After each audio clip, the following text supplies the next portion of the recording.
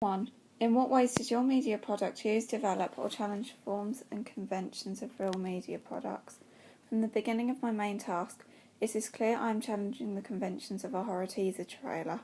I've chosen to start my trailer with a long shot of a car coming towards me in the dark, symbolising the start of the mother's journey into the unknown after her daughter falls ill. The bright lights of the car represent the daughter opening her eyes, which signifies a demonic awakening. The use of dark artificial and ambient lighting connotes the dark mood of the daughter looking for revenge.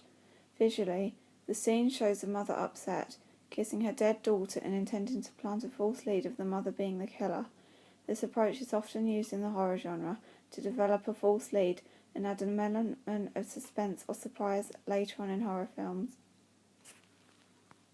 The subtle change into dark colours enforces the idea that the luck of the characters is regressing, such as a threat approaching. The transformation of lighting with dim and bright lit shots is an example of how my products develops and challenges forms of real media products. In my research of real media products, I found that Warner Bros.' Annabelle is filmed in colour. In contrast to mine, it features a greater difference in colour throughout. I came across some trailers where the colour usage changes partway through but to a subtle degree. Mine uses a contrast of light and dark to establish a passing of time. The drip, drip of the IV infusion also signifies time ticking away. The use of light and dark backgrounds in my trailer is carried through to the auxiliary tasks, where you have a spotlight creating a light and dark mood on the magazine cover and poster. I've constructed my trailer with a mixed gender perspective, as we see a male doctor in my trailer to represent the committee's decision. I chose to do this because it gives my trailer a narrative for audiences to follow. This is another way that my product uses and develops forms of real media products.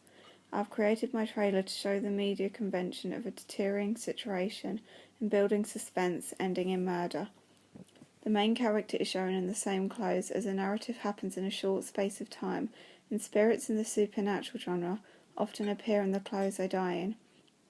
The ways that my product challenges the standard media conventions in what the audience would see is a change of camera shots, such as medium and extreme close-ups to show action. I deliberately haven't used any long shots to challenge horror conventions, as I wanted to keep the main focus on the key characters. Using props such as knives follows the conventions of horror by focusing on the murder weapon, which is clearly seen and heard scraping in my video. My media product has followed most established media conventions. However, my ability to challenge these has been limited by my stage of learning.